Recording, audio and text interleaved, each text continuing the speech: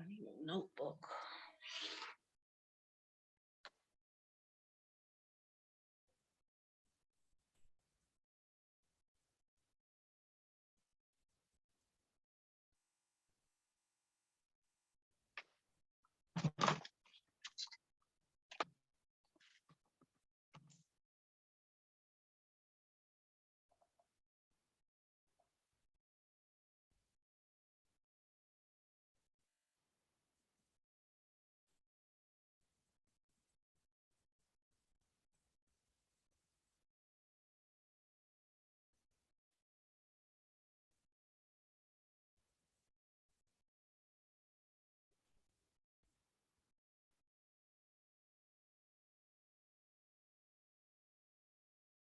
Mo, Um, you can were it hold? live. Can it hold? Yes.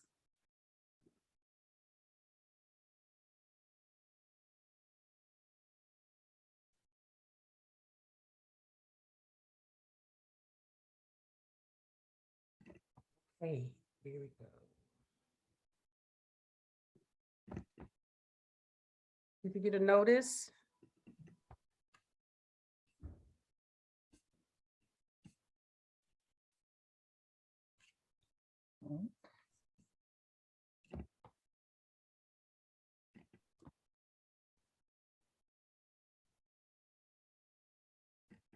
Okay, there we are. Dr. Sanja, we are now live and ready to go. So welcome everyone. Thank you for joining us this evening. My name is Musham Soot. I am the owner of Master Force and the founder of Master Force Leadership Academy. And we are excited that this is the 10th year.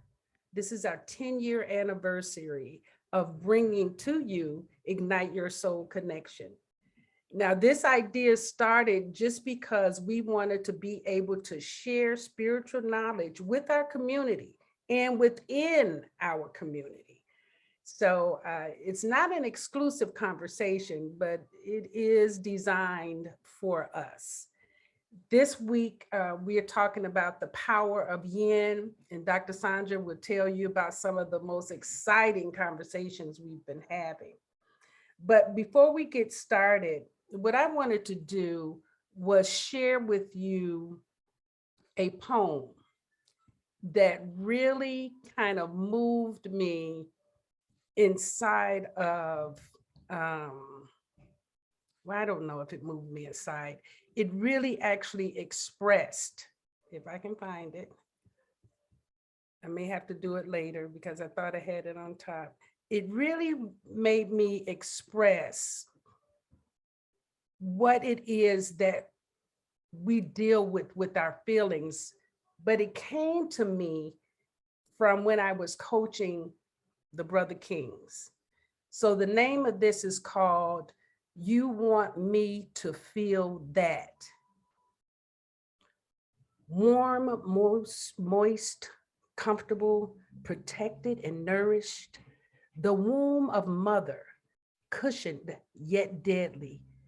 Though I am your child, the hurt of your non-love, your mechanical servitude, the self-righteous martyr, killed my desire for love, trust, or nurture of another. Your words drowned my spirit long ago before I ever knew my life was doomed. From your language of inadequacy, ugliness, sickness, fear, and guilt, you were my God. But your own self-hatred made me a monster that even I want to destroy. So don't ask me to heal, to feel, to grow, to look inside myself for truth. If you are the only example I have for being loved, wanted, and appreciated, I would rather have my pipe my blunt, my cocktail, and my remote control. My heart ain't ready to feel that. And with that, I will let Dr. Sandra carry us into our conversation. Thank you. What wonderful and powerful words, Moot. Thank you for sharing that. And if you haven't figured it out, today is about feeling it all. And so Moot just did a great job of setting the stage. Um, Today is day 3 of a 6-day journey through the power of yin. We started this journey on Sunday talking about life expressed with our esteemed panelists. And then yesterday, we talked about finding flow. And so we're moving from understanding life expressed, finding flow, into feeling it all. So if you're on this journey with us, you've had time each evening to think about your own expression of your yin, about finding flow within and balance. We've learned about balance these 2 days. And now we're going to move into feeling it all, because now you're in a balanced place, and now we got to talk about feeling it all. So buckle up today, ladies and gentlemen, because we're about to get into it. Now, today is day 3 of a 6-day journey. After today, we're going to get into the soul of nurturing your yin. And then on Thursday, we're going to go eye to eye with those aspects of growing our divine feminine that knocks us to our knees, as we talk about on bended knees. And we're going to close this thing out, discovering how to strengthen your foundation through understanding to understand. So there's a whole lot more to come. We're only halfway through once we're done with today. This is an amazing journey. I'm Dr. Sandra Jones-Manson, and I'm very pleased to be here on this journey with you. I am a Master Force life coach. I was certified in 2015.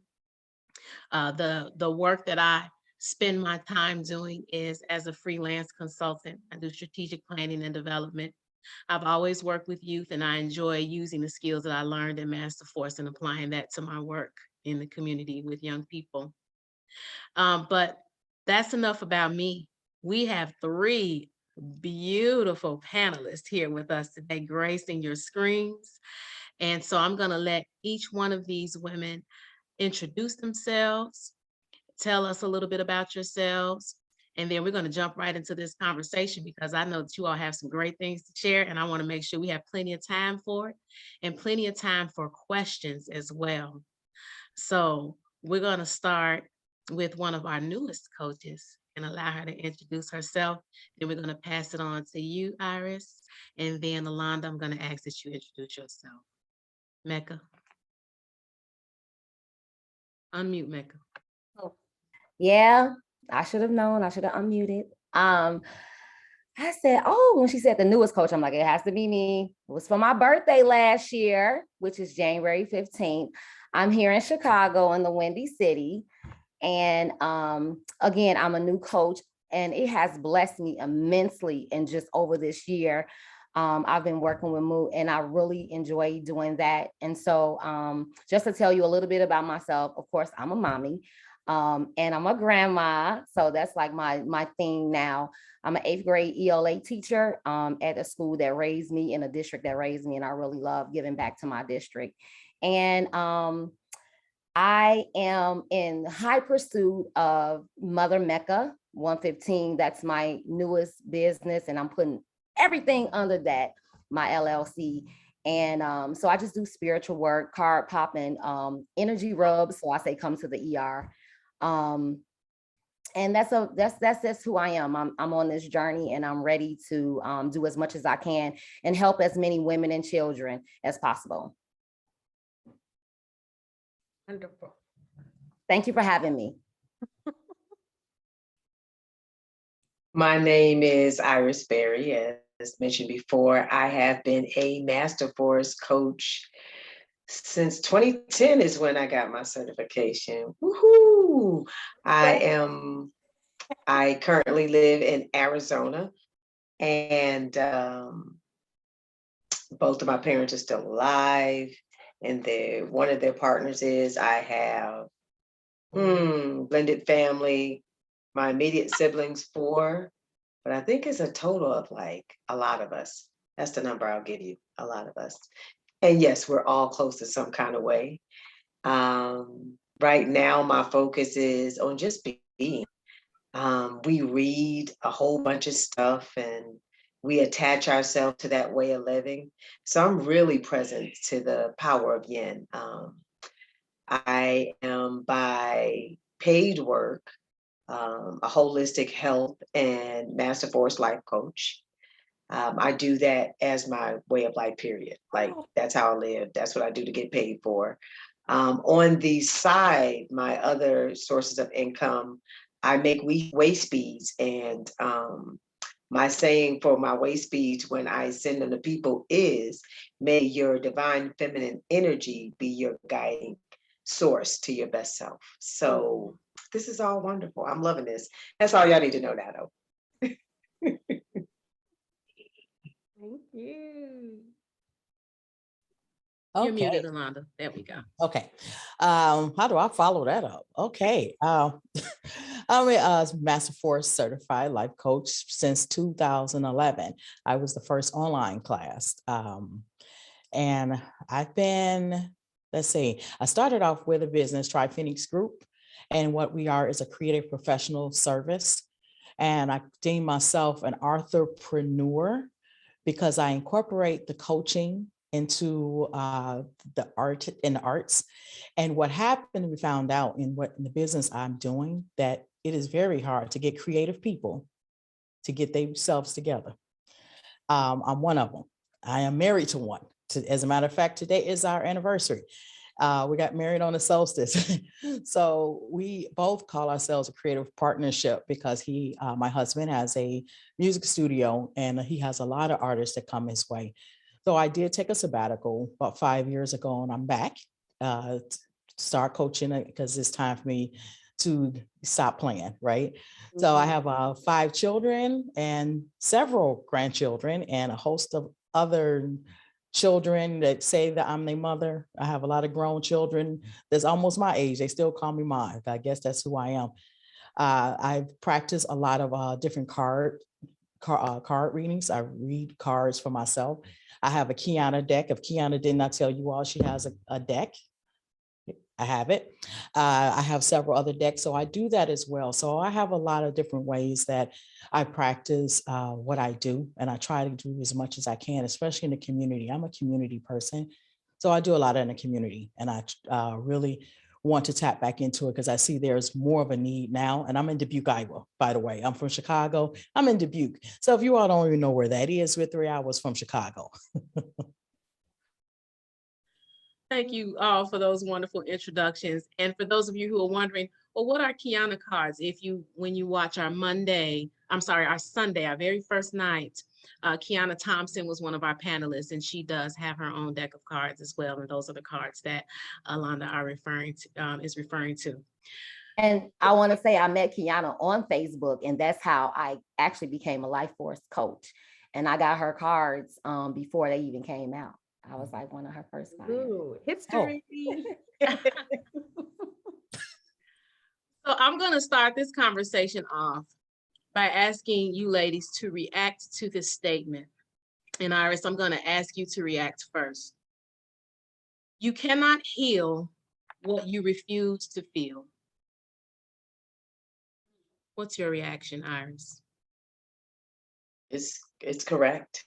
It's correct. I would add to it is that it's not just refusing to heal it. Sometimes we cannot identify what it is that we are.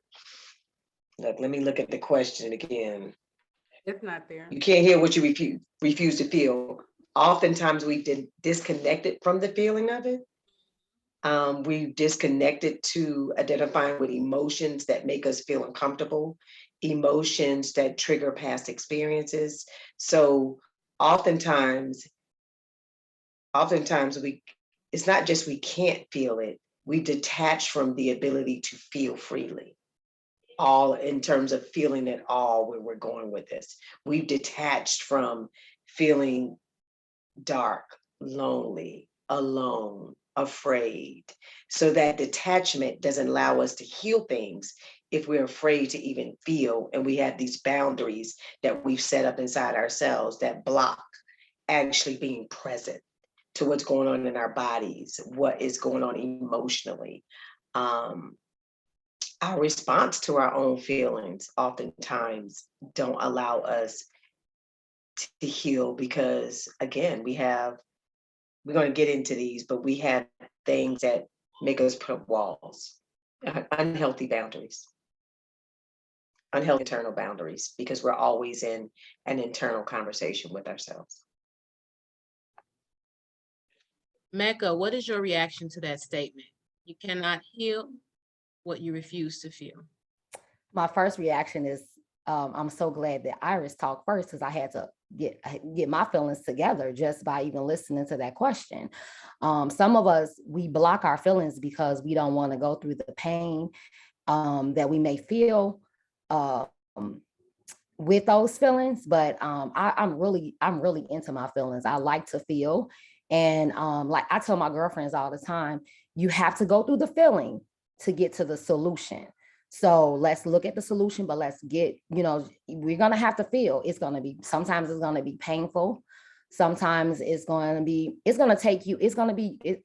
beautiful though in the end, because when you get over it, you're going to see that it was worse. It was worth feeling it. It was really worth feeling it. So I just want to tell people, do not block those feelings. You have to get through it. You have to look at it, get those feelings, feel them, and be present. Be present in that moment. I tell people, journal, write those feelings down, write yourself a note, because when you go back, you're going to see, oh my God, I'm so glad I went through that. Alanda, what's your reaction to the statement? That's my life. That's what got me where I am now, just because I refused a lot of times to feel what was hurting me. Death, my mother died when I was 13, so I cut off feelings at that point. I cut feelings off. I was being hurt by people that they say they love me, so I started turning my feelings off. Expectations put you in that position. So when you don't have that expectation, you don't have to feel nothing. You feel the moment, but there is no attachment to it. And what you're doing, and what that is a part of you burying, you bury all of that stuff, you suppress it, and it eventually comes out. And what I've learned in the years I was married the first time, those 17 years of my first marriage was because I did not want to feel nothing, but I had to, because I had 5 children and 2 of them was acting up. That took me back into, okay, I got to do some work, because if I don't, I'm going to die. I'm going to die in this if I do not give up. So it was all actually, I'm the type of, I guess, I don't like being sick and I don't like hurting. So the kidneys were the first thing. So when that stuff started happening, because I have, my aunt that taught me about, okay, let's see what's going on. Because of that, I realized that no matter what I was doing, going to the hospital, going to the doctors, I was not healing my kidneys. So that's when I began to work with this. So speaking on that is because of the work I've done. But if you're not someone that is used to this work, when you refuse to feel it, I say refuse, because you want to keep medicating. Think about all the pain pills people take. They want to be numb. So, I posted something yesterday. People don't know if they're either strong or are they numb.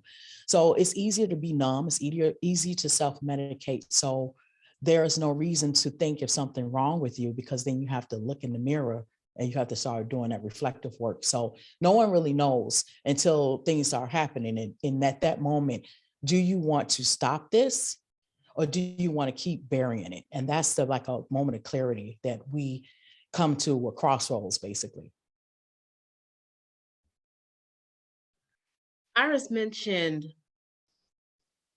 sitting in facing the darkness, right? And each of you have alluded in one way to uncomfortable or unwanted feelings that you're refusing to acknowledge, allowing yourself to be distracted from them, or just simply ignoring them altogether, pretending that they're not there. So of course we're talking about feeling it all, right? And this would be a very easy conversation if we were talking about feeling all the good stuff, right? If we were taking the route of positive psychology and saying, just have positive feelings and affirm and acknowledge yourself and pat yourself on the back when things are going well. And all those are great things to do. But we know that we're talking about, the power of yin, and we know that we have multiple sides, right? And we are not, one-sided people. And so there's another side of us that we have to be willing to look at and to acknowledge and to embrace. But how do you embrace your darkness? Iris? I think we have to stop looking at darkness necessarily as bad. Because generally when we start talking about darkness, we begin to think about what's not good about it, as opposed to the duality of selves. We have that light and we have that dark, right? The darkness is sitting with the morning that you wake up and you've done everything that you're supposed to do to feel well, to be well, and still there's that nagging energy that's around you, haunting you. Maybe it's because you didn't address something. This could be something as simple as a bill. It doesn't have to be a trauma that you experienced. This could be something as avoiding a task. So when we think about that, when you think about embracing our dark just means being present to every element of who we are, right? To the element of us that we are when no one else is present with us. Embracing our darks, how do we do that is mirror work, right? We learned that as Master Force coaches, mirror work or even shadow work, better yet, because the shadow work pours you into the darkness because maybe there's something that you don't like about yourself, which actually isn't bad, but what it really is a part of yourself so you're not comfortable with, that people have always told you was bad. So you consider that part of your dark self, when actually, when you're moving in that part of yourself, that's when you're actually functioning from the divine feminine. And I can give you an example. One of the things about me is that I've always been very forthright in how I've spoken, even as a young child. So I've said what it is. And I used to feel uncomfortable and kind of get quiet. I don't always get quiet because I'm like, what are you laughing at? I just made, what I said was not necessarily correct, but I made a statement or I shared something and people would laugh and it would make me uncomfortable. But their laughter actually was their uncomfortability, right? Because I'm being forthright and I'm being true. And I'm being true to who I am in the context of whatever that is. So being young and having a comment about something as simple as being honest, like, well, no, that's what you said. This is the conversation we have, and bringing. I'm going to be the one that always address the elephant in the room, and very, very forthright, and it's always been true from literally when I was young to an adult. So what I've done is tried, because I don't express me well, is try not to be as forthright or try to soften what I'm going to say, where because I've been seen as being forthright as being a negative, right? As being a negative, and it's not. That's actually been my gift. I just haven't been nurtured in how to use that gift properly. So nurturing our darker self and embracing our dark side, is all a matter of being in flow, like we talked about last night. Flow is recognizing that you have light and dark, that you have masculine and feminine. This is the whole yin and the yang. So embracing it is about practice, practice, and then more practice, because it's there in that practice that makes improved. And I'm sure we're going to talk about how to do that as we go forward. Yes, and I think before Mecca and Alanda, I asked you guys to answer that same question. I think it is beneficial, and thank you for bringing up this point, Iris, that we clarify what darkness is and is not, because we're going to be stomping around and talking about darkness quite a bit in this conversation. You have to if you're talking about feeling it all. And so Iris has clarified for us what it is not. It's not a bad thing. It's not, this your evil self or whatever else we were indoctrinated to understand what darkness is. Mecca and Alanda, can you guys also clarify for the audience what darkness is and what darkness is not, just to ground our understanding as we continue to talk about darkness today? Do you want to? Okay, I go. Okay. Well, coming from a Christian background, most predominantly Christian, I am still unlearning darkness. I am still unlearning evil versus, good. So to me, darkness is the sides of you that are more authentic. Excuse me. It's your authentic self, unapologetic self, your unique self, who the world think that you should hide. Hold on. Sorry. Who the world think you're supposed to be.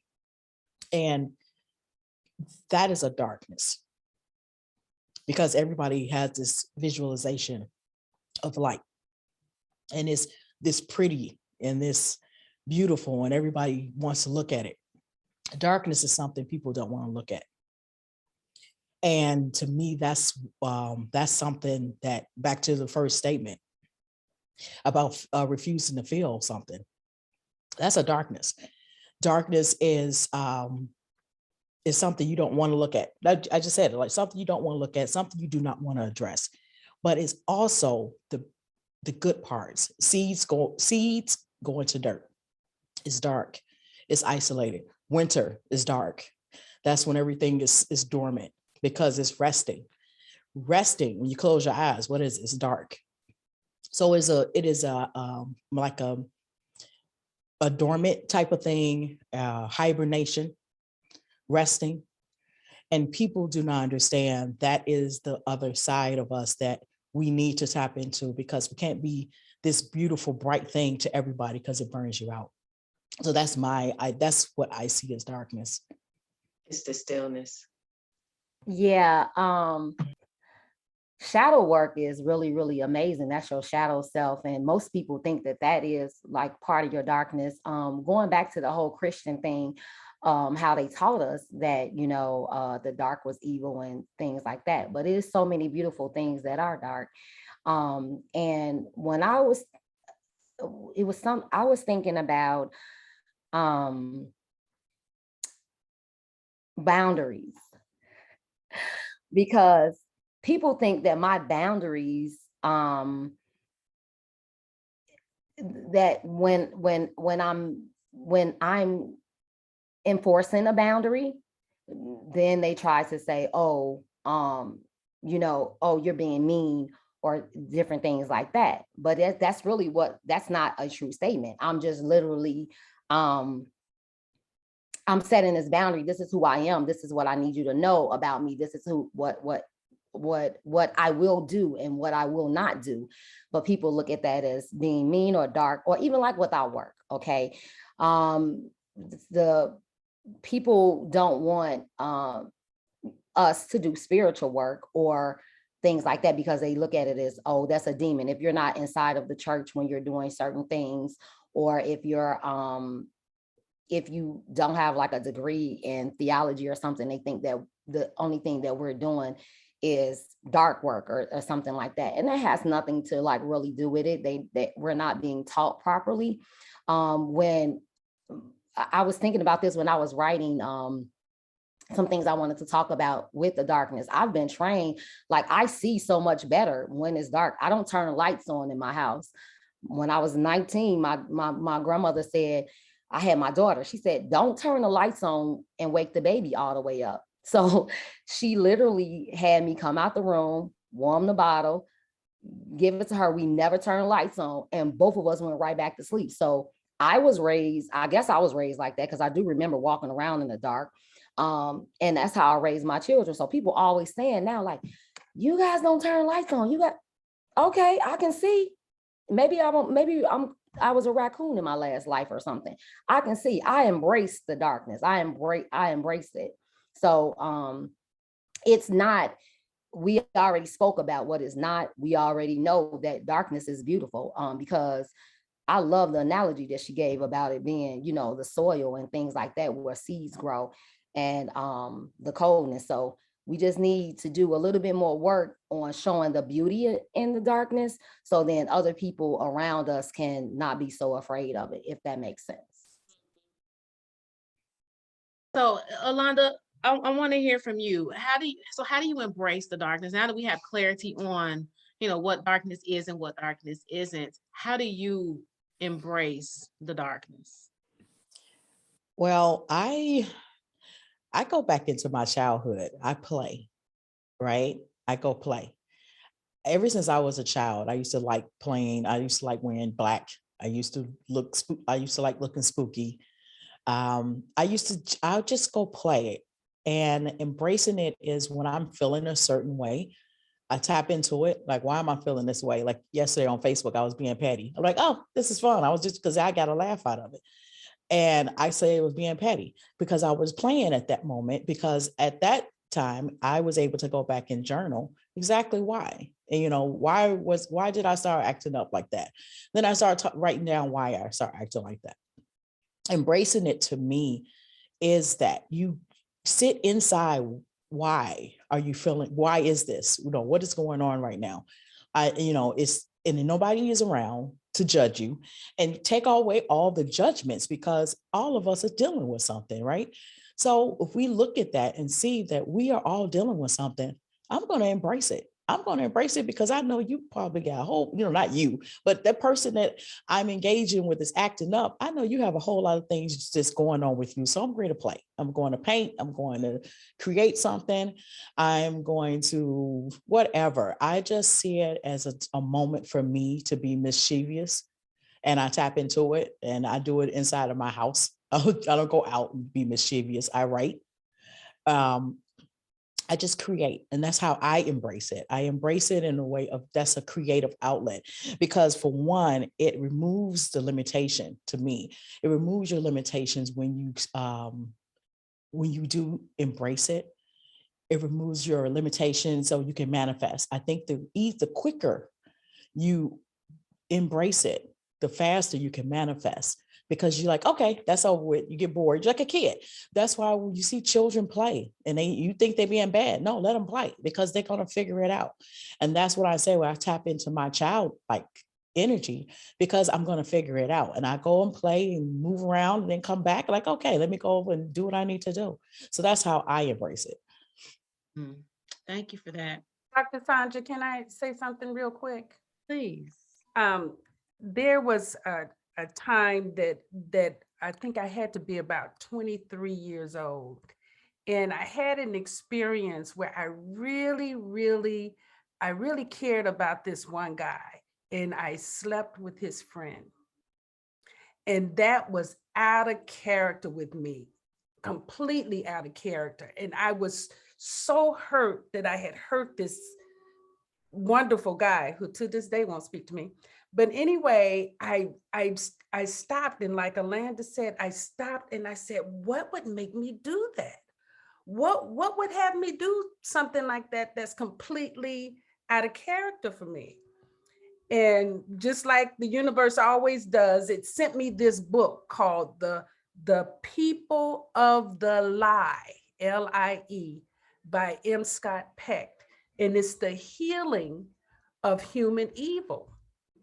And so when I read that book, one of the things that it created was the environment of my childhood. My childhood was very suppressive. And what it talked about was that when you're raised in a childhood where people are afraid of your light, they tend to suppress you, ignore you, or crush you. And so when you do that, you don't have a sense of yourself.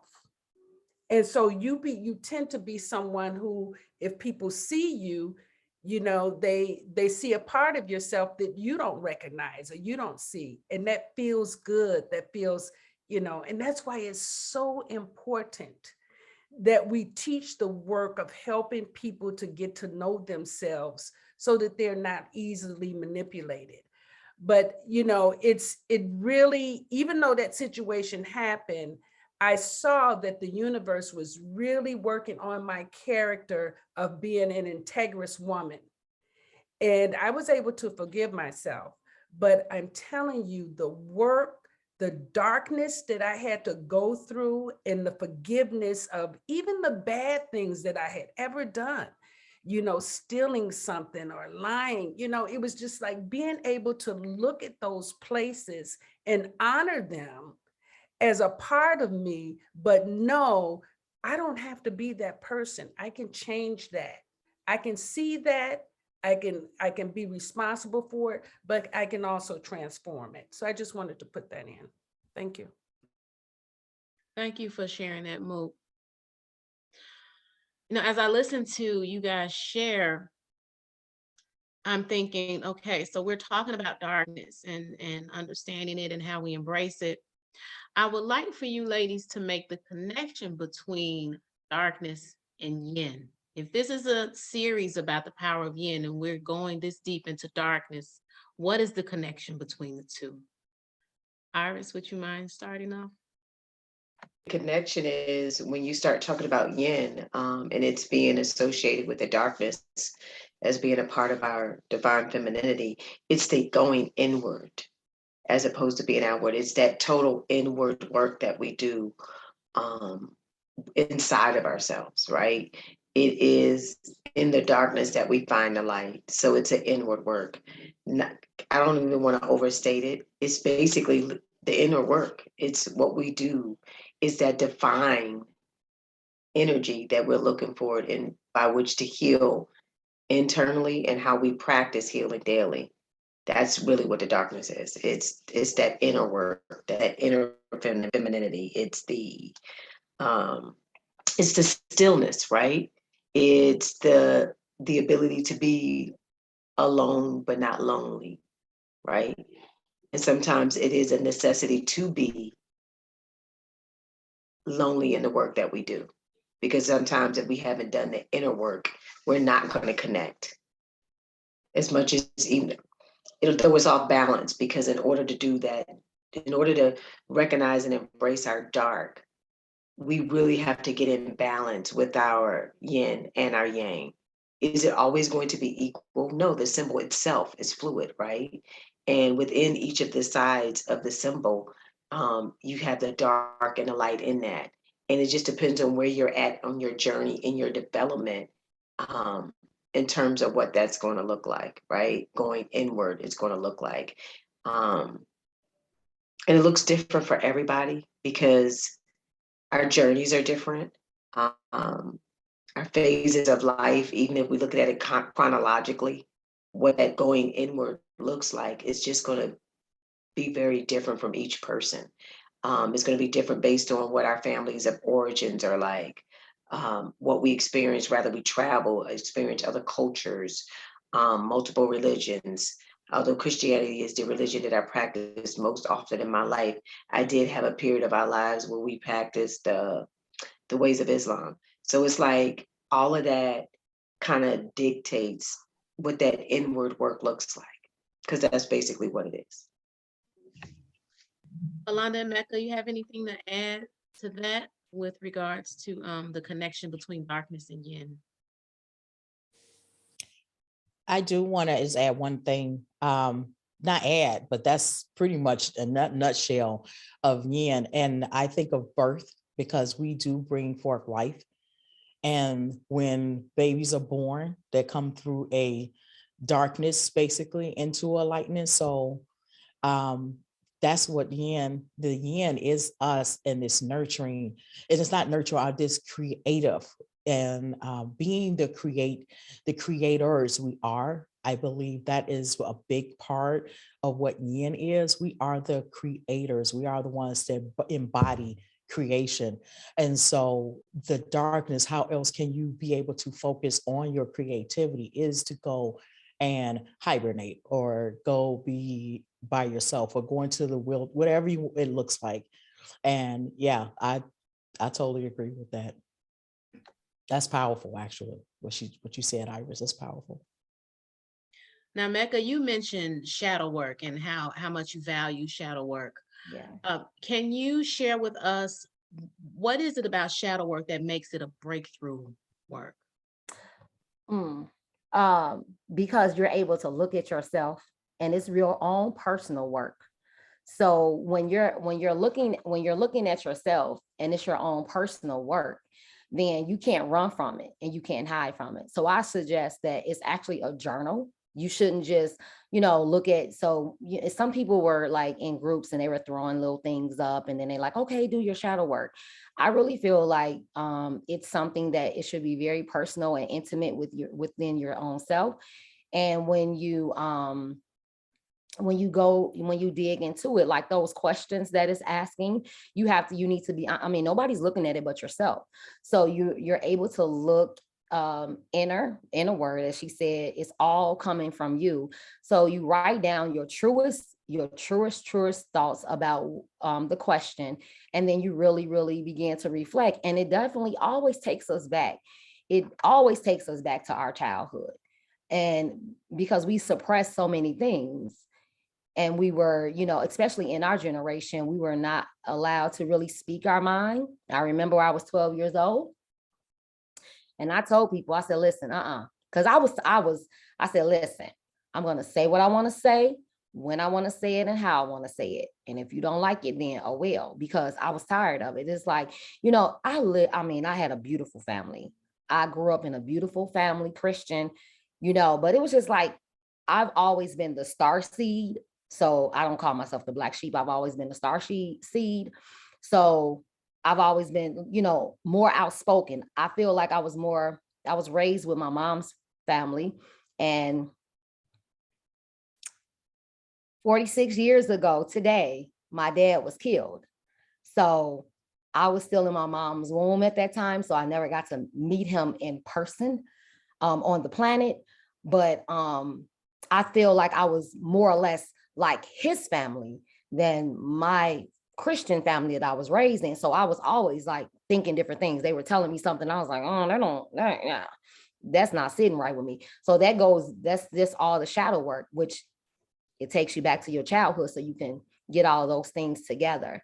And it really helps you out. So I really suggest that people get them a journal and really, really sit down with themselves and take care of the things that they need to take care of, because it's going to keep coming up. I'm going through some things right now that if I would have done the shadow work years ago, I wouldn't be in the predicament that I'm in right now. But it's all good, because I love to reflect. And one thing for sure, and I guess this is the Capricorn in me, I'm always going to be on the top. So it doesn't matter when you go through things. All right, Alanda, what makes shadow work a breakthrough work? Once you're done with it, you kick yourself and like, why didn't I do this sooner? That's that's a breakthrough. Like, why didn't I do this sooner? Oh my gosh, it is a breakthrough work, because you discover so many parts of you that were hidden behind these shadows. All the things that you were fearful in doing or told not to do. Once you get past all of that, you find the parts, Iris said, the inner parts, the inner work. You start seeing these beautiful things about yourself when you get from behind these shadows, when you come out and it's like, oh my God, it's not as bad as I thought. Or, oh my goodness, you start seeing more. When you get more into who you are, everyone outside of that, it's not even, it's a non-factor. It is a non-factor. And you get beyond what people think about you. Well, maybe it's the age, because I'm over 50. So maybe it's the age thing. You don't care what people think about you, but you get that this is for me. And it's so liberating. So shadow work is more of it, not just a breakthrough. It's like finding a whole new person. I'm a Gemini, so I find a whole lot of people every week. I find a whole nother one. I find a new person every week. So I have a bunch of us that we all like share this body. But it's beautiful. It's all I can say. It's a beautiful thing, and I love doing. At first, it was scary when I used to hear this talk in the beginning. We were going through the certification, shadow work. I'm like, oh, I don't know if I want to do that. What you talking about? I just want to get my certification so I can help people. That's it. I don't want to do all this other stuff. But I can tell you this, one of the things when I first actually, got into it was the breakthrough part when I never mourned my mother. I was left by myself one night, and everybody that I would hang out with and go party with, everybody was gone out of the house. I was in this house by myself, and I was feeling abandonment. And then I started having these conversations, replaying these conversations, and realized that I did not mourn the death of my mother. And the reason had it been because I just disconnected from it. When I felt that, everything just started falling into place. I started being able to get in touch with my feelings. So that was a shadow that I had no idea until later that was shadow work. So we don't even identify it as shadow work until we actually, like you said, a breakthrough. And when you break through, like, oh, wow. And what Ira said earlier, it's not that you refuse to feel it. It's just that you really don't know. So that's how I see it. That's how I embrace it. If that makes sense. It does. Can I add something about the breakthrough? Please do. So when you also have that breakthrough, you're able to really move on and move forward and shine more of a positive light on your situation. So the breakthrough is really, really worth it. And it also opened up so many more possibilities for you once you have the breakthrough from the shadow. But we're talking about shadow work, and we're talking about having a breakthrough, but we don't want to, it's not an overnight process. And it can take you longer than what you really anticipated, because it uncovers. So you uncover one thing, right? And you thought, oh, and then because you uncovered that and you had a breakthrough, here's something else that comes. So it's a work that is continuous. So it's not, some people are like, oh, I did my shadow work. Okay, and then what did you see from it? Mood had me do a 24 hours, a moment of silence. And I didn't even know I was going to do shadow work. Tell the whole story. Tell her how many times you had to say, oh, I can't do it today. Oh, I can't do it today. Because you know what? That's the dark side. Because that's part of the dark side that I had to do, which was boundaries. That's always been my thing, because I've always been, oh, I can do it. I help you. I do it. I help you. I do. And you're always doing something for somebody else. You never doing anything truthfully for yourself. And that's part of your shadow work and that's why I say now everybody looks at me setting my boundaries as my dark side. But no, honey, it's really my boundary, and you're taking it as my dark. So sometimes people put you in the dark as a boogie monster, and you're not even really that person. But in the spiritual world and what I've been learning there, I like it. So I like it. It's me. It's really who I am. And we have a light and we have a dark. And even in the Bible and the scriptures that they teach you, I always tell you, it tells you wherever there's light, there's darkness. It's present. It's in your Bible. So you got to stop running from it so much. Iris, do you have anything to add to that with regards to shadow work being a breakthrough work? I do, because I want to make sure that we make sure what we're sharing with people, that breakthroughs can be repeated on the same type of work, right? Because oftentimes we fall back into patterns that are comfortable for us, so that you might get that initial breakthrough through and it hit hard, right? And then somehow down along, you've been to backpedal on behaviors that brought you through it, the work that you did through it. So know that the breakthrough work is always happening. Okay. Something about the work that you have done could trigger a response in you that you need to understand that you have to go deeper into the shadow work, or in doing the shadow work, we talked about, Mecca mentioned journaling. Sometimes shadow work needs to be done either with a coach, a therapist or a counselor or a psychotherapist, hypnosis.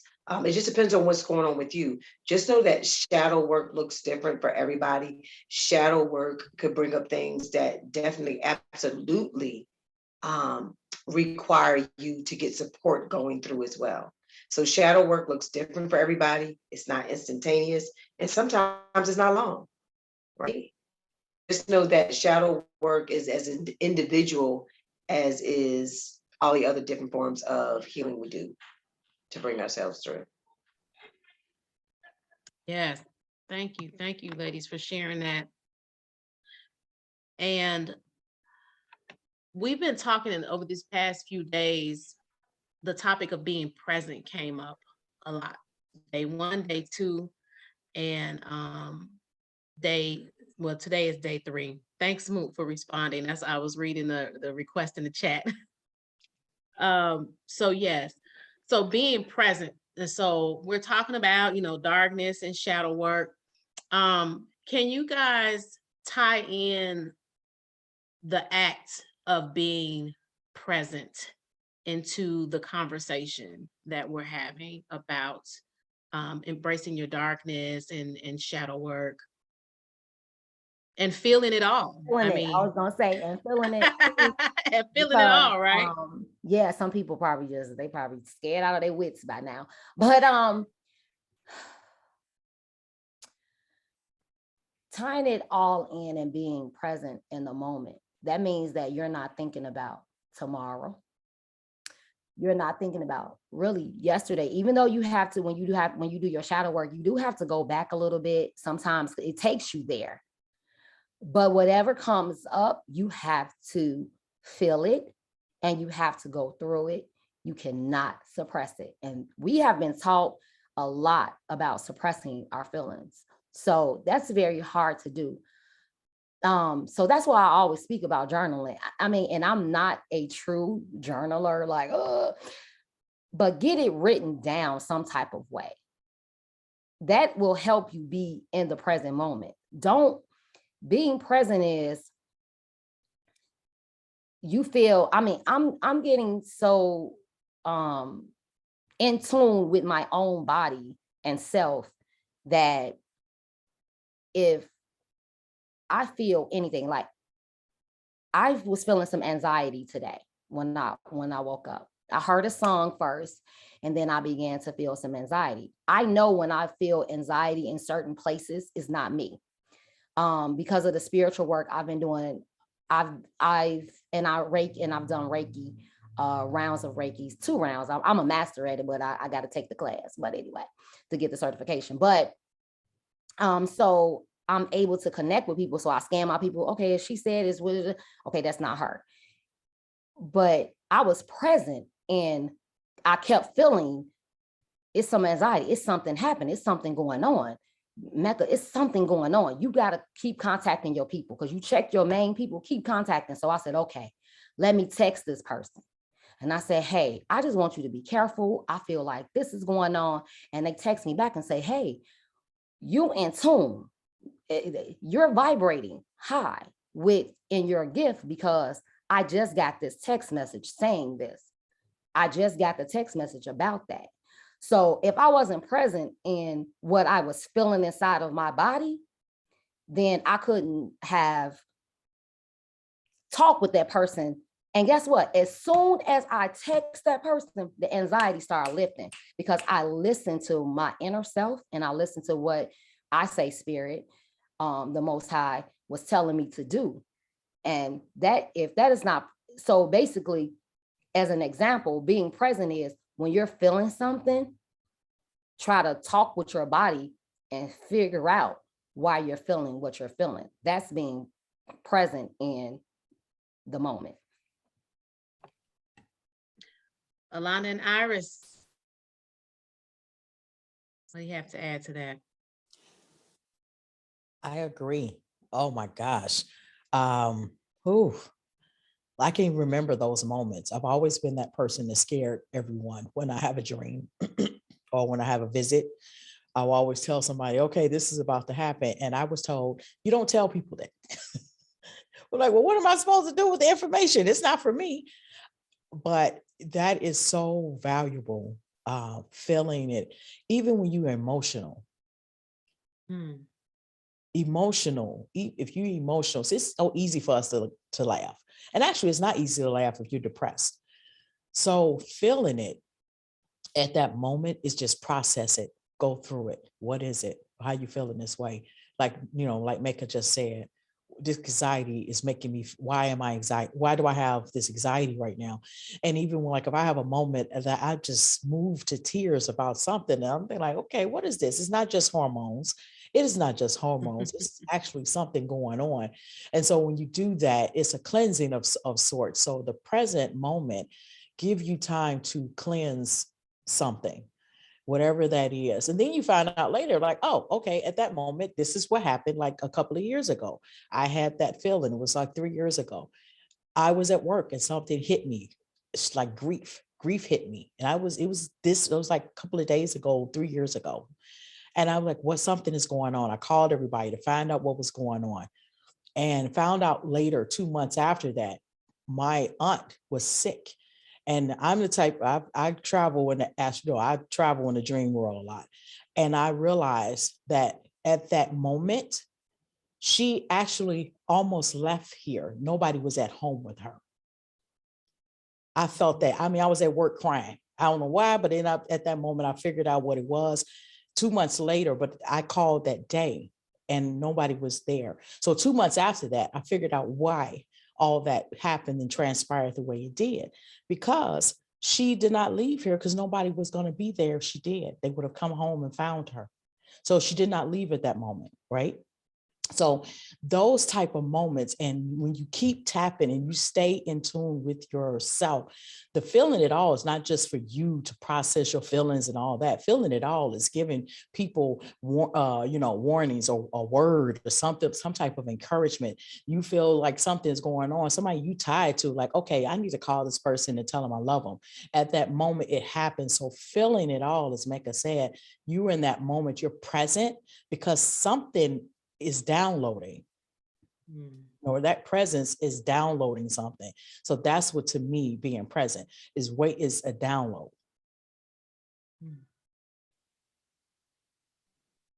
And I'll just add to all of that, because it's levels to this.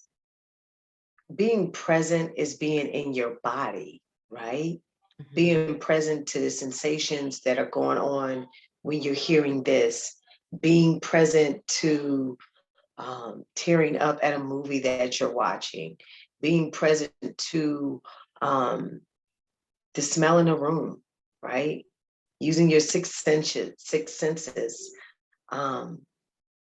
So being present is a very real time thing, very in this moment.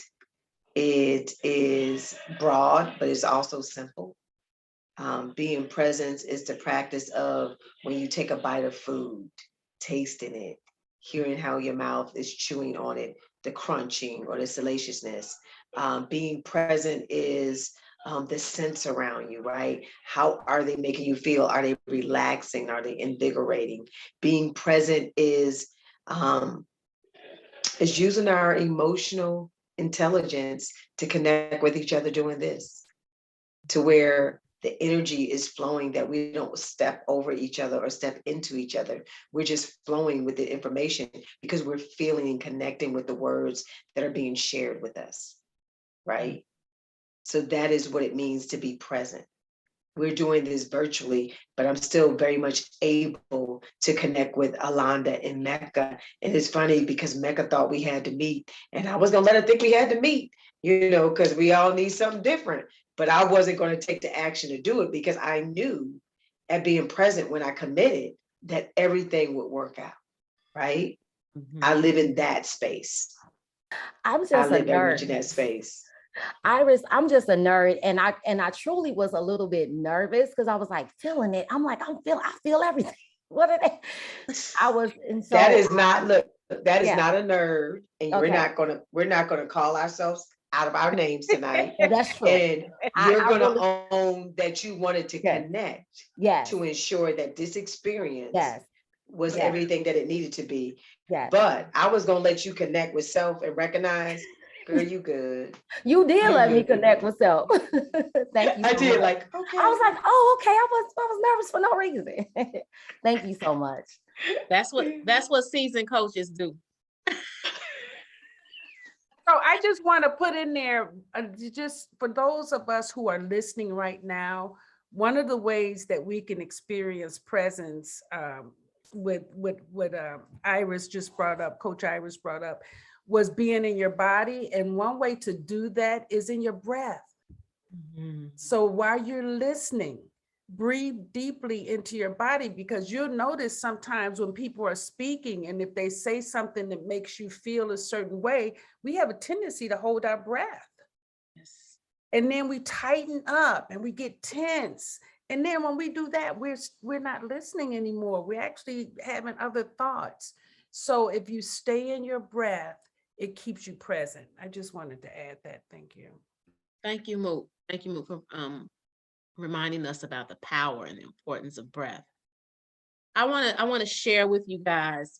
I recently read an article. I think it may have been a blog. No, I think it was an article. It was released by a federal health agency. If you know anything about federal agencies and health, you can figure out which one I'm talking about. It released an article that said basically the practice, it was questioning, is the practice of mindfulness, teaching people to be mindful and present in the way that we're talking about it, causing more harm? And the researchers set up a study, and any of us who know science knows you can set up an experimental design and we can make a study, right? And so they measured and they took some measurements. I think the design was probably a mixed methods design. They took some measurements and the outcomes showed that after, being with their therapists and going through mindfulness practices, they said that it did more harm because people actually felt worse after they were being present with whatever the emotions was that was coming up for them. And what we know, as we've been talking about, breakthrough shadow work and going into your darkness and dealing with uncomfortableness, right? I was very disappointed in that release because it was a misrepresentation of what being present and mindfulness is. I was very disappointed, and I actually felt that it was irresponsible for them to release that particular study, because moving someone into teaching them how to be present and mindful to the space where they begin to be mindful and feel all aspects of themselves is only taking them part way through the journey. And as coaches, we know through our training that it is responsible of us not to take someone there and say, all right, good luck to you. We don't do that.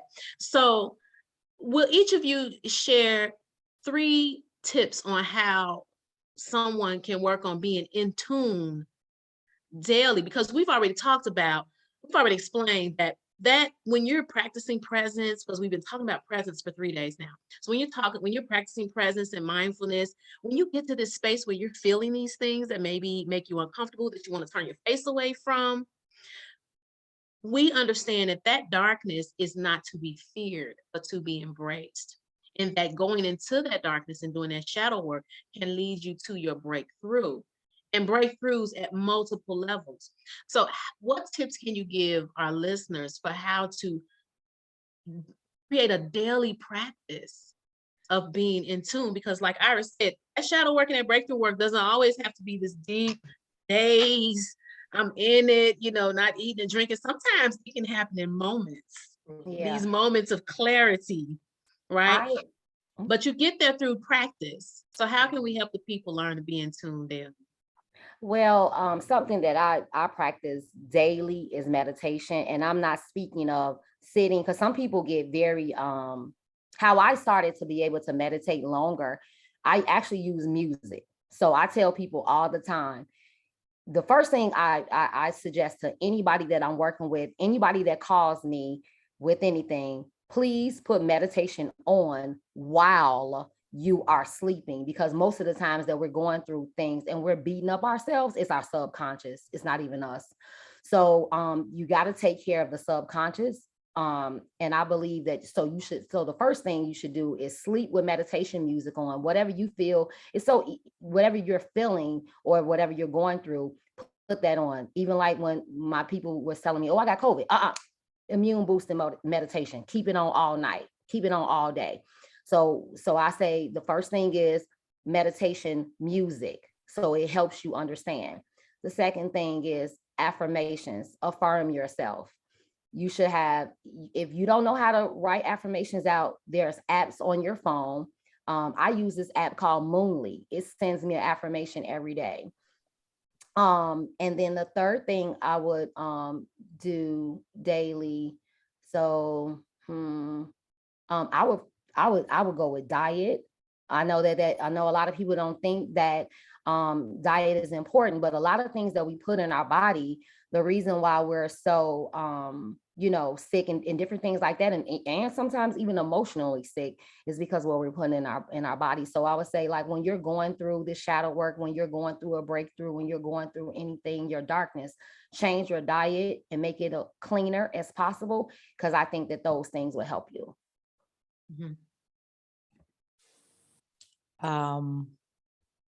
My three things is because I coach a lot of different people that aren't not even in this conversation, I go with something really simple. First, find something you like doing. The first thing you wake up in the morning, just sit there. That's the first thing. Just sit. And if you can't do that, okay, say it's in the middle of the day and you're having a moment, go find something. If you have TikTok, go find something that's funny. Go and watch something, go read something that's going to make you laugh. I think laughter is very, comedy is very stress relieving, because a lot of times it's stress. So the first thing I would say is find something that's going to take your mind away. That can be a form of meditation for those that cannot sit still. If you like cooking, just get into something that's going to take your mind away for that moment. And that will help you, that will bring you back. Because sometimes that's your answer is in something else, like when you say being present. You can go do something and the download will come just from you going to cook. Then you're like, oh, wait a minute, So get an escape. It's okay to escape. If you need to go shut down, go escape. Number two, I would say take a nap. Go take a nap. Go take a nap. Go to sleep. Go find, if you're at work in the middle of the day, when you go on your lunchtime, don't go eat. Don't eat. You don't have to eat anything. Grab a power bar. You okay? 45 minutes. You won't starve. Go eat, go walk. Getting out in nature helps. And then the third thing I would say, that's a good one. Sometimes a good bath that works too. So I would say go sit in some water. If it's too cold, you don't want to go outside, go sit in some water. And just like what Mecca was saying, turn some music on. If you just go listen to some oldies, go listen to the radio, turn on the radio. Listen, I get a lot of downloads. I hear songs that my mother and my aunt used to play, and an answer is in a song. I would hear a song that used Doobie Brothers. This Is It. That is one of those songs. So when I was going through something, that would be the first thing that comes.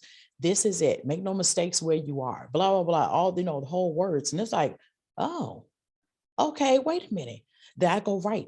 So those are the three things I would say. Go and escape, go rest, and then get into a zone, go outside, go sit in some water, do something like that that's going to take you away from that moment, because that is going to put you in a present.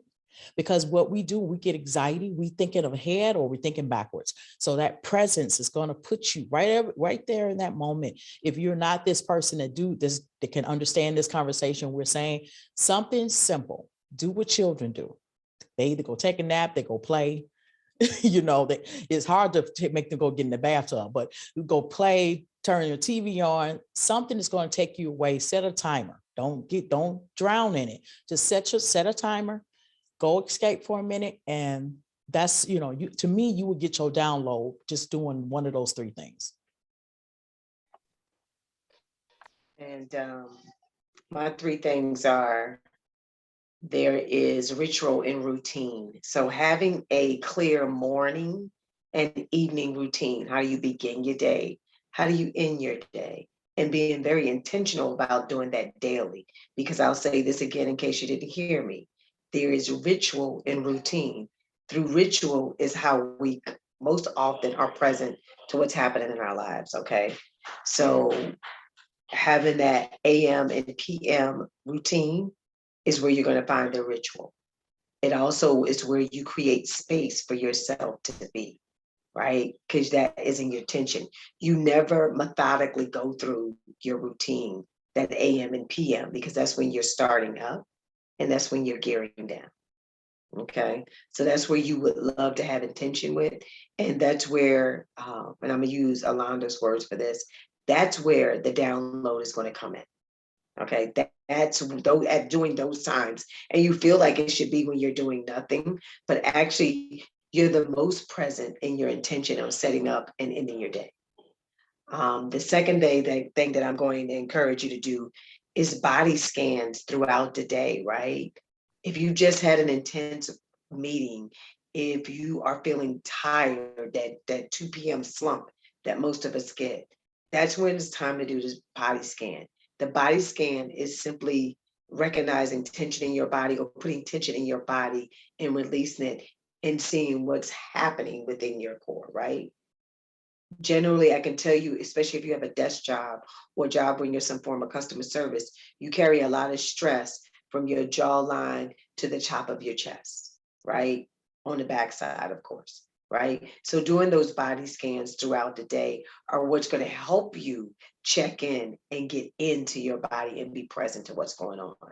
And then Alanda took one of mine and I just wrote down the phrase sleep on it, right? That's the real thing. Go on, lay down, sleep on it. Don't sit up and worry. Sleep on it. The answer is sure to come. And then being in nature. I don't care how cold it is in where you live. Every day, step outside. I used to have a balcony off of 55th and Hyde Park Boulevard, one of my favorite homes that I've lived in. I don't care what time of year it was. If I had to put on a scarf, a hat, and a glove, I stepped outside daily. Okay. It is in nature where you check in because it's going to be the temperature outside. It's going to be the sense of smell that's good. All 5 senses, 6 senses are always engaged when you're outside. Okay. So getting in nature. Those are my 3 things because I like to keep it simple, keep it sweet and simple as well. KISS has always been my philosophy. The other thing that I would say too is have a buddy, right? Not the person that's your amen partner that everything you say they're going to agree with, but have that person that you can do a face-to-face with and run things by, and they have some objectivity, right? They know when to hold you accountable or they know when to show you grace. Okay, so that would be it.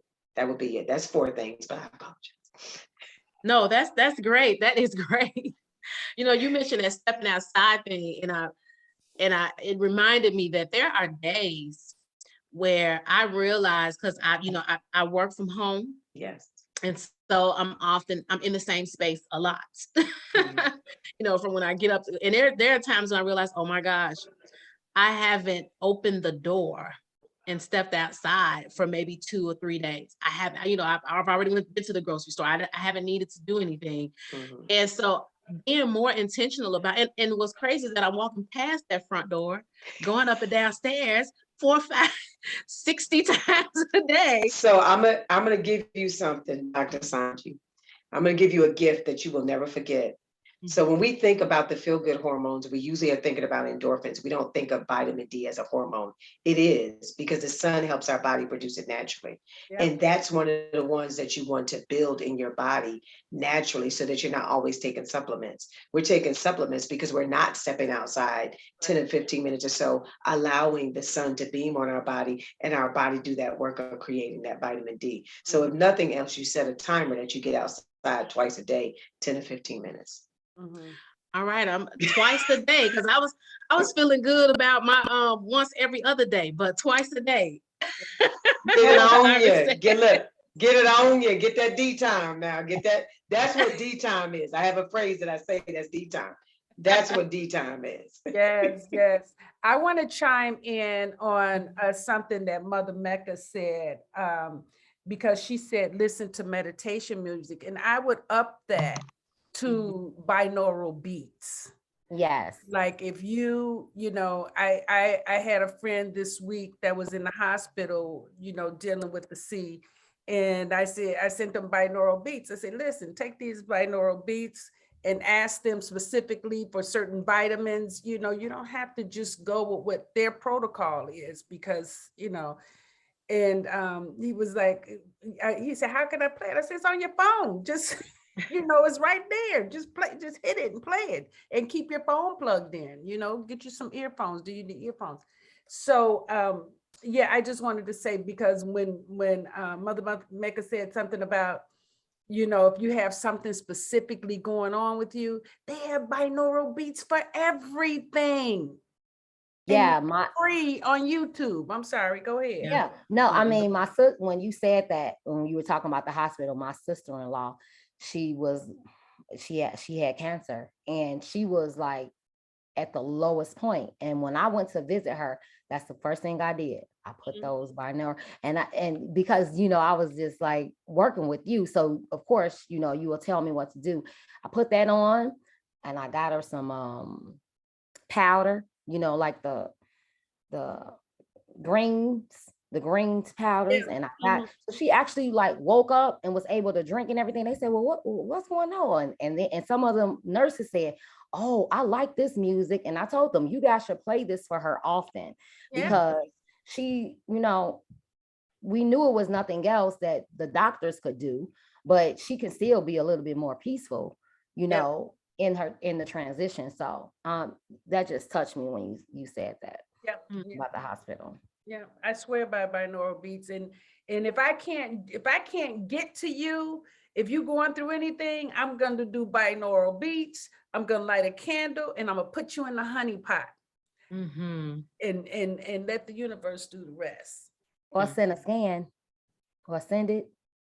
Yeah. You can send it, right? Yeah. Not send the honey pot, but I send the beats to them. Yeah. Send the beats. And then the energy from the candle and the honey pot is in the ethers. You know how frequency healing is about, frequency and vibrations and energy. It's, that's what it's about. So we have to get clear about that, because we've been given too much power to the pharmaceutical companies. Our creator has made us to heal. So that's another thing. That's actually a great segue into our next question. So yesterday we talked a little bit about the universal mind, right? And so we were acknowledging this interconnection that we all have. And so we're in this space today, we're talking about feeling it all. But we would be remiss to have this conversation without acknowledging that people are empathic. People often feel more than just what's going on within you, because of the universal mind. And Iris alluded to, hey, we're in this space and we're feeling each other. We're flowing with each other. Yeah. Healing is energy. Everything is vibration and energy and flow. And so we're telling people, hey, feel it all. But somebody might say, I don't necessarily want to feel all of it, if you're and I'm an empath, so I understand not necessarily wanting to feel it all. And so we think about things like trauma bonding. And so, because that's going to involve you and someone else, right? And some shared experience. So what is trauma bonding, and how can trauma bonding be used to heal? So trauma bonding and this is my background in social work, because I have an undergraduate degree in social work and I did some traditional of it, is literally bonding with your abuser. And we don't think of it like that, but that's the basic literal description of what trauma bonding is. And what that looks like in relationships is that the abuser is using love as a tool to keep you attached in that relationship. You bond to that because you're conflicted, because the love is there. And it also becomes a survival technique. That is what trauma bonding is. Iris, can I ask a question? Yes, ma'am. Can two people, because I think that I look at that, I know you using that definition, but I was looking at it in a different way, meaning like, so I'm going through like, say as a person, if I'm going through trauma, like I'm having some issues, or like I've suppressed some things and I was feeling traumatic at that time, and then another person, it had nothing to do with me, but I met them in a time where they were going through trauma. Is that so you're actually talking about triggers now? Okay. So trauma bonding and triggers look like they're the same thing, but they're not. But you can be with somebody that they're in their triggers. So so for all intents purposes, I don't want us to use the term trauma bonding too loosely, because for someone that has actually experienced trauma bonding, it is literally them bonding to their abuser. That's really what trauma bonding is. But I get what you're saying there. You guys can be experiencing trauma and be in a relationship that is based on the root of that trauma, not healing, but that you guys are familiar, the hurt that you're experiencing, the trigger that you're having, that is with the familiar in the relationship. Is there a bond there? Absolutely. And the reason why I jumped on this question so quick is because I did get uncomfortable, because people are hearing trauma bonding. They're hearing these terms, and they're being used real matter of factly and day in and day out. So I don't want someone that has had heavy work of literally trauma bonding with their abuser, right? Yeah. With the person that has been abusing them physically, verbally. This has been their way of survival, okay? Because they don't know how to leave. So that's why I made sure I threw that out there. Are there levels to trauma bonding? Exactly what you described. That could have come from another trauma in your life, right? Because our triggers are based on what we've experienced, correct? And how we respond to those triggers. Thank you for that, because people definitely use that term loosely, and they definitely, and when she said it, I literally thought about a situation, and I was like, oh yeah, and I really felt like that. And so you cleared that up for me, someone that's sitting on the panel, because without that background and people throwing that around, oh, you trauma bond with them because you were at there is trauma bonding happen. I don't want you to think that that's not happening. I just want us to make sure that we're clear when we're having this conversation, for people that are listening in or that may listen to it later. If they've actually been through this and had to be counseled through it, through psychotherapy, drugs, or actually been having to be moved so they don't return to the relationship, I just want to make sure that's there. But there are levels of trauma bonding. Honey, those of us that, the relationships that we're in, let's use romantic relationships because it's the easy, parent relationships.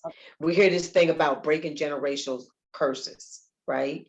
That's a form of trauma bonding. Rather, the abuse is intentional or not, right? We stay in our family units, right?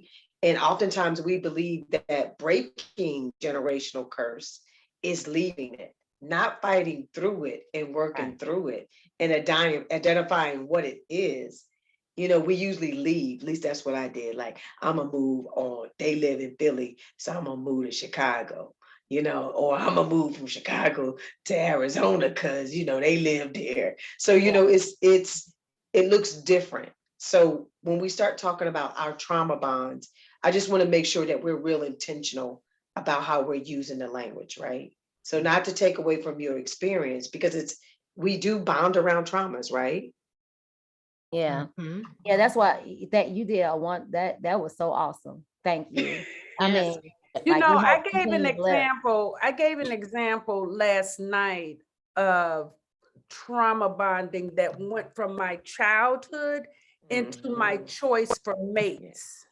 Yes. Wow. Right? It went from my childhood, and it wasn't until I literally was able to, and I think when I did go to the therapist, she said to me, "Did you ever see your father beat your mother?" Well, I didn't have a father or a mother, so I was like, no. And what I saw was the paradigm that they mostly worked with. So I took that in my own meditation, and I saw that literally the women in my family were abusive to me. Mhm. And I thought that was love. Mhm. And people would say, oh, you love that. No, you don't. That's Mhm. what's familiar. So Mm. until you do that work in yourself for your own love, because at some Mhm. point you have to not need love outside of you. I know people don't get that, but your own love has to be strong enough for you to even survive another person, good, bad, or ugly, right? That part. Right. So, and I just wanted to say that work was my healing when I saw, oh, I have to go inside myself. And you have to start with forgiveness. I know we haven't mentioned that yet, but forgiveness has to be one of the main antidotes that we use as we begin to go into our yin work. Mhm. We have to forgive and let go, and and see all the lessons, and see all the characters, all the people, all the traits, all that came for my benefit, for my growth and development. We got to be able to see that. And that's the challenge, because we don't want to be talking about, oh, he did that to help me grow. That was a trauma bond. Mm. And also I wanted to add to that too, when we talk about connecting to your abuser, it's not limited to physical abuse. Abuse can come in many forms. There's emotional abuse, there's mental abuse, in addition to the physical abuse. Spiritual and And financial I are. was about to Oh say yes, I was gonna spiritual say and that. financial I was abuse. about to be So there with you. Financial. any form of abuse, that you've experienced and bonded to that person in. And because I know, and I feel like today is like a master class on understanding terminology and like using phrases properly, because in this day and age, it is, a lot of things are very loose. Everyone's an expert. And so we have to, or an influencer. And so we have to be responsible in these spaces. Thank you, Iris, for holding us all accountable, for being responsible as well, in how we talk about these topics, because they are serious. And as you said, people go through these and have worked really hard, and we don't want to be the catalyst to any confusion.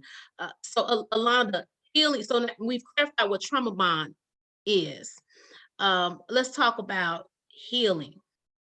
Um, Now, I know the question was phrased as using a trauma bond to heal. And I'm going to rephrase that as healing from a trauma bond. Oh boy. Well, um, hmm. Yeah, thank you, Iris, for clearing that up, because I always felt that trauma bonding was connecting other people that got the same type of trauma, and it is more like trigger type of thing.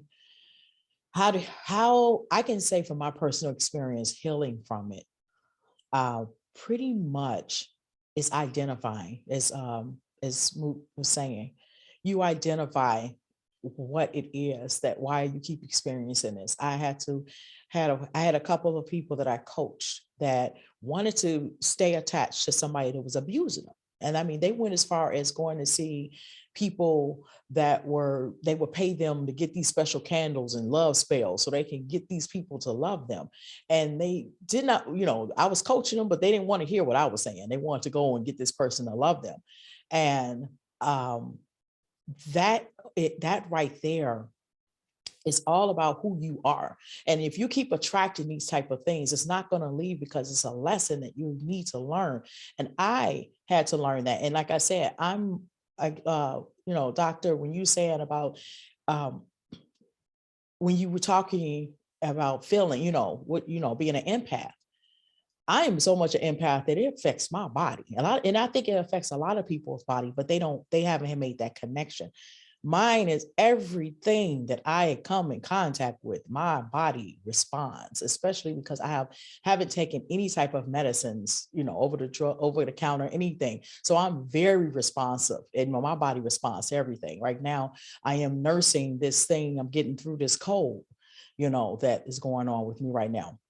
So my body responds to things. So I don't like being hurt, right? I learned that I didn't like being hurt. I grew up in an abusive household, abusive family. Women were abusive, and I married a man that did not touch me because he knew I was a fighter. So he knew he would lose that fight, but he was mental and physical. He was mental and financially and emotional abusive, right?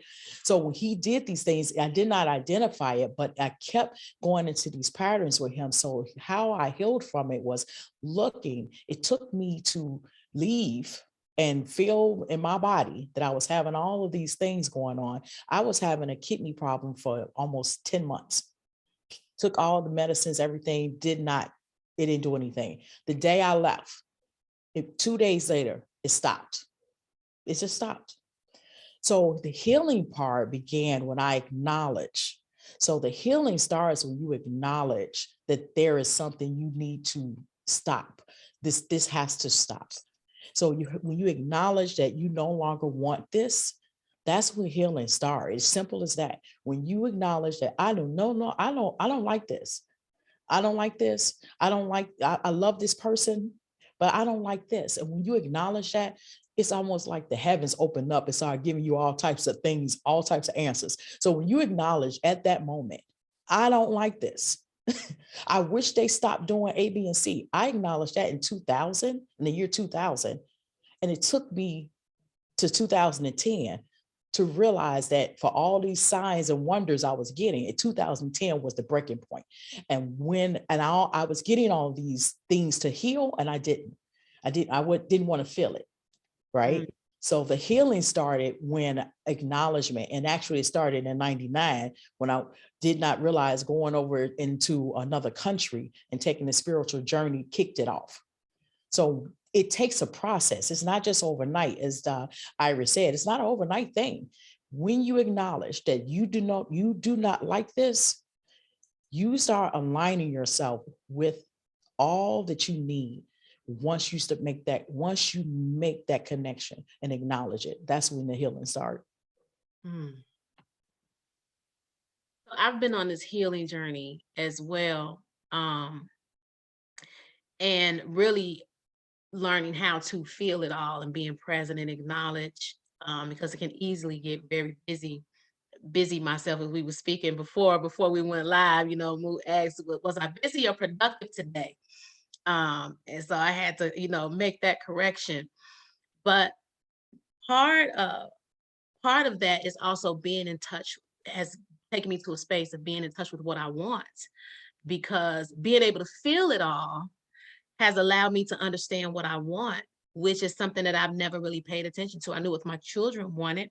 I knew what my husband wanted. I knew what my parents wanted. I knew what my coworkers wanted and my boss wanted. I knew what my friends wanted. I knew what everybody wanted, but I was not clear, at least consciously, of what I wanted, right? Because I was not allowing myself to feel things. I was running from those aspects of myself.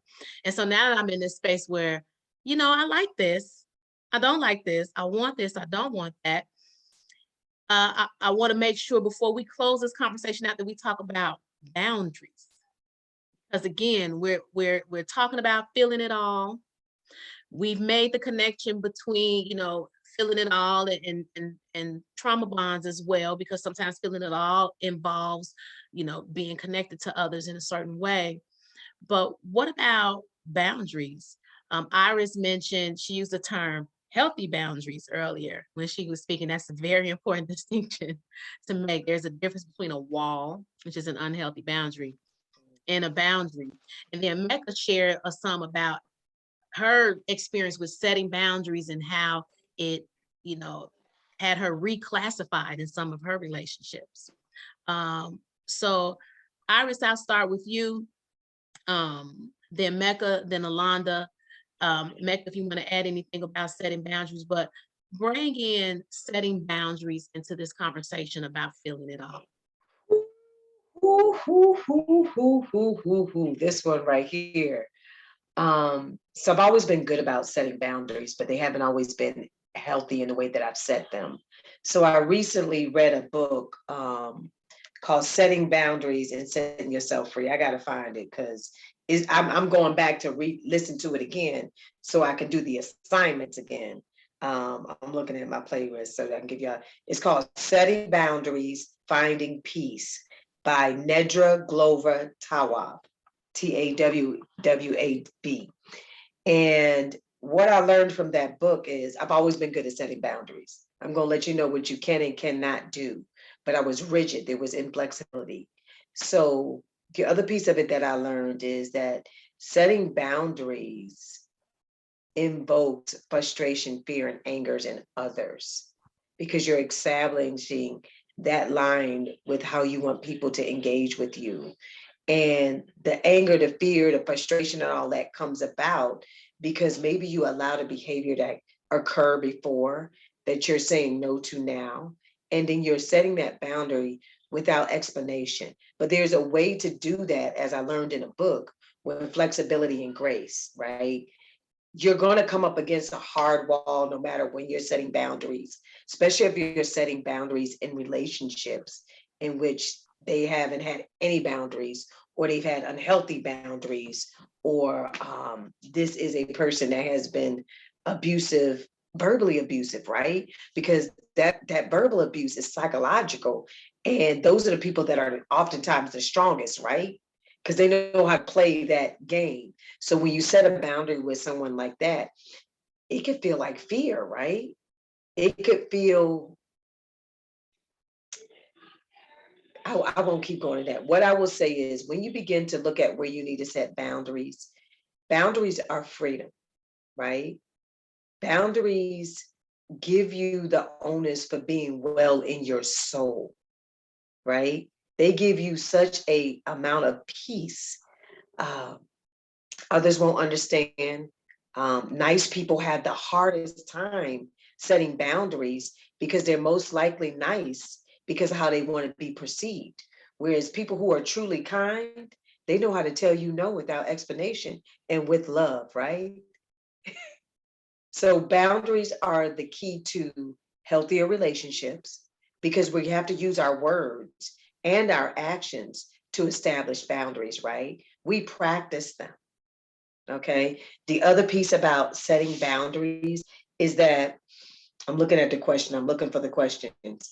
The benefits of setting boundaries, it's immune boosting because you've just reduced the amount of stress, right, that you put on yourself in an attempt to please, in an attempt to give other people what they need to be well, right?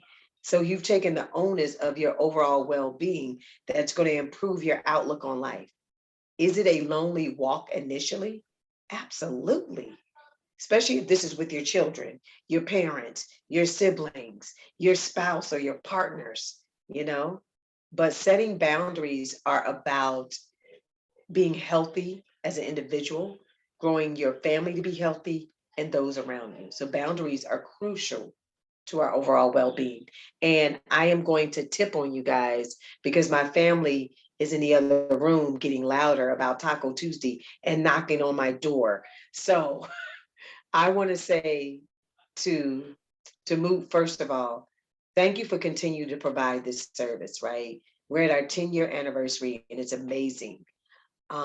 Thank you for always sharing your journey so openly so that we're able to grow in the work that we do. And also to the ladies that I've actually, I'm going to tell you that too. Thank you for reminding me, Dr. Sanji. To the sisters that I've sat on the panel with here, Mecca, Alanda, Dr. Sanji, thank you so much for being, right? Being is the first step of just being in your body. It's the first step to intimate connections, right? And how you reach me, I'm real easy. berrywellliving@gmail.com or berrywellliving on Instagram or berrywellliving on Facebook. All right. On Instagram, it's berrywell_living, just so that people know it's 3 L's in Berry Well Living. Okay. Iris Berry, that's how you find me. Ladies, thank you for the platform.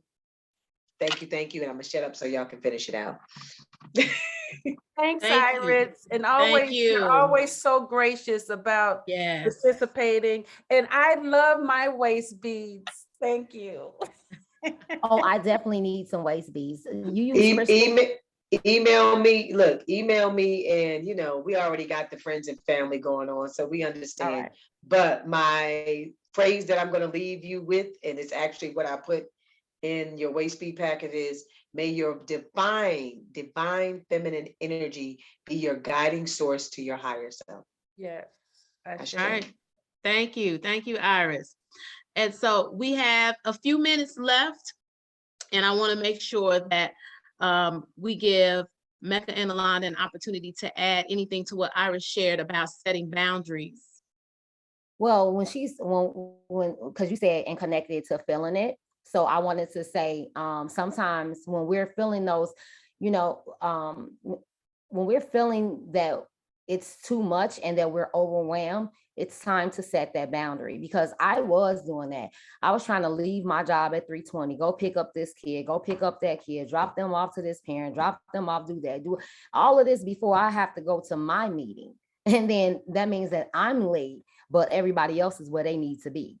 And so then when you start to reflect on that, and then you, as an example, when you need to set a boundary, because some people don't understand, like how Iris said that sometimes we always want to be appear to be nice, but no, I'm nice, and I'm nice. I love you like Christ loved everybody, but I cannot drive around. I cannot do all of that, because I need to be at peace and I need to be free within that. So I want people to start feeling like, when you feeling, and then I see a lot of posts where they say, oh, when I need somebody, ain't nobody around. So that means you need to set your boundary. And when those people, when you need something, you kind of look about it, kind of look around and say, when I'm in need, who's calling me to ask me, am I okay? Who's calling to say, what do you need? And then those people, that's who you go to first. And, you help, and everybody else, you put them on a second list, and you set that boundary. Oh, and you can find me on Facebook. I'm Mecca Eaves-Glass. That's my regular page. I'm gonna switch it to Mother Mecca, because that's just who I'm about to be. So Mother Mecca 115. You can email me there. But you can find me on Facebook, Instagram, and I'll have a website soon. Yeah. That's good stuff. Thanks for sharing that. Alanda, setting boundaries. I agree with both Iris and Mecca. Setting boundaries look like, to me, as how you see yourself. So if you care so much about yourself and you really love yourself, you don't have no problem getting other people, telling them like, no, I don't want to do that, or no, I can't do, or no, or yes, I would do it, but you have to wait till I'm finished with A, B, and C. The boundaries also, even married, like me and my husband joke because he likes me to cook. And I realized that I set the boundary in my kitchen, because I get mad, like, well, you can cook yourself, but I set the boundary that he can't go in my kitchen. So what does that look like? I put seasoning in places that I know where they are, So setting the boundaries is your territory. So you're setting your territory, you're making it that it is, until I invite you, this is my territory. And it's not that, and I respect your territory. So I would not ask of you that I would not do myself. So when people have that, oh, well, nobody is around when I need them, I keep scrolling. I don't respond because they're not talking to me, because I have this thing that I say when I do my videos. I do the moisturize, hydrate, and mind your business, because that keeps me to myself, that until I need to recognize or tap in or tune into you. The boundary is I am in my space, and until I cross over into your space, at that point, I am making myself available. If you see me pop up, that's what you need. If I'm reaching out to you, what you need, that kind of thing. So the boundaries is pretty much, it's a reciprocal type of thing. And if I'm mirroring this person to you, I kind of want you to kind of understand that as well. So it's a way that I'm giving you something to know that you can do this too. It's okay. It's okay to tell me no. That it's okay. I'm not going to take, sometimes people do things because of fear of what someone's going to say to them. They're going to be mad at me if I tell them no. I'm not going to be mad if you tell me no. I understand, so it's a maturity type of thing. So the boundary is territory. So when I set my boundaries, I'm setting my territory, and my territory is usually in my realm. I'm moisturizing and hydrating and minding my business. So if you see me doing that, that's my boundary. That's what I'm doing. And, I suggest other people do the same thing. Thank you for sharing that. Alanda, let the people know where they can connect with you. You go to my website, alandagregory.com, and you'll see all of my links on there. I'm also on Patreon, and the Patreon is Tri-Phoenix Media. You can look on there. I have tiered membership on there, because in addition to that, I call myself Media Boss Goldie, because I have a radio station, as well as I do digital media for other people, manage their social media, things like that. So if you go to my website, you'll see all my links on there. Okay, great. Great. Ladies, as we begin to draw our conversation to a close, what final words, very brief, that you have for the people? We'll start with you, Mecca, about feeling it all. Let's bring it all home to them. I encourage you to go through the feelings. Do not suppress them. Do not block them. Do not hide them. Find somebody, even if you got to start with yourself. Journal about it. Seek help. It's okay to be sad. It's okay to feel. Just do it and get through it. Alanda? What I would say is start in your mirror. When you get up in the morning, go look in the mirror, and the first thing you do is say, I love you. If you can look yourself in the eye and say, I love you, you pretty much, that's the beginning. That's how the work starts. If you cannot, that's where the work starts. That is, to me, that's the biggest piece. I do that part with my clients. Get in the mirror, look at yourself. Don't fix anything. Just go in the mirror and just look yourself in the eyes. My mother used to do that to me before mirror work was a thing, a conversation. But my mother used to tell me to look in the mirror. And if you don't like what you see, change it. And with the Master Force philosophy, that's pretty much what we do. We do mirror work. Go in the mirror and tell yourself you love them. Tell yourself, hey, I love you. And if you can't do that, the work starts. If you can't do that, continue to work. You'll find the most beautiful parts of everything about you in that mirror. So before we let Moot give us our final words for the evening, I want to again thank you, ladies, for sharing. Iris as well, even though she had to tip out, as she said. I want to thank you ladies for sharing today. And we definitely have a lot to think about and a lot to reflect on after this conversation. Thank you for the clarity that you've brought to the conversation about feeling, to the conversation about darkness, connecting it to the end, helping us understand the value and shadow work and the breakthrough that it can bring. Um, Learning the difference between triggers and trauma bonds, as well as the importance and values of setting boundaries and feeling it all through the process of setting boundaries. There's so much in this conversation today that we've learned about feeling it all. And you guys have definitely presented yourselves as experts. And I want to thank you all for sharing from your own personal experience and your lived experience and expertise. Tomorrow, we'll be in the same Zoom room at 7 p.m., continuing this conversation about the power of yin. Now, tomorrow is Wednesday, and I know that because today is Tuesday. Tomorrow is Wednesday, and we're going to get into the soul of nurturing your feminine energy. So if you enjoyed this conversation today, make sure you join us tomorrow, because after you've learned how to live life expressed and you learn how to find your flow, you've learned about embracing your darkness. Now we're going to talk about nurturing that feminine soul. And then on Thursday, we're going to get into coming eye to eye with those things that bring us to our knees as we're doing this feminine work. And we're going to shore it all up and strengthen that foundation with understanding to understand for the final day of this work that we are doing. And this is work. And if you hear with us and you feel it, you know that this is work that we're doing. So Moo, final words for the evening. I just want to, emphasize the gratitude that I have for Master Force coaches and your generosity, your grace, your kindness, your willingness to do this without pay. This work that you do and have done for the last 3 days is worth it's so valuable, right? It's so valuable, and people could really get their life out of this.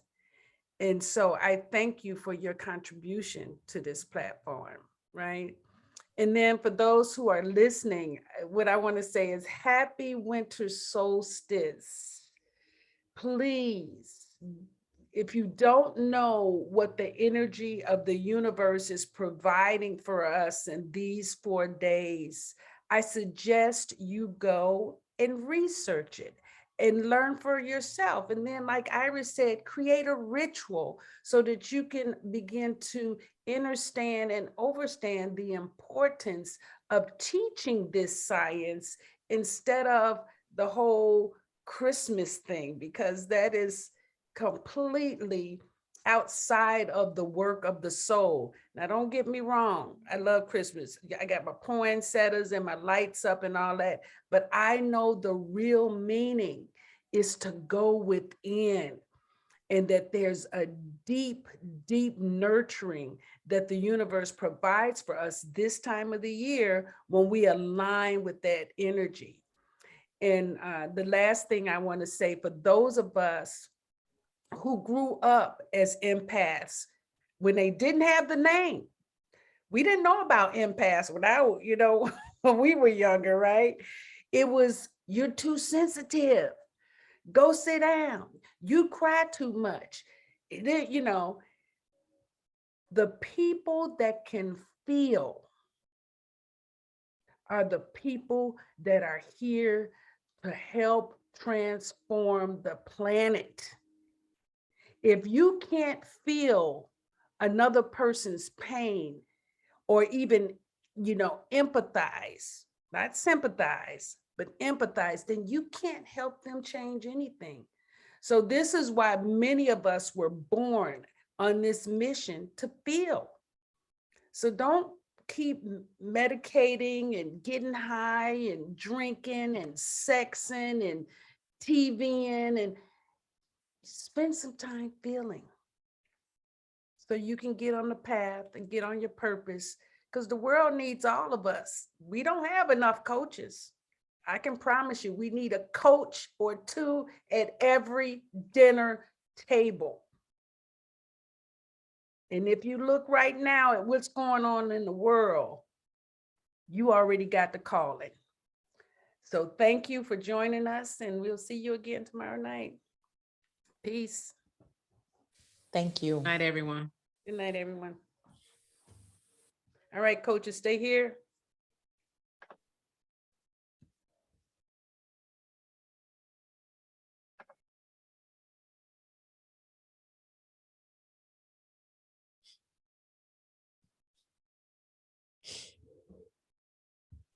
All right, yes. Hey!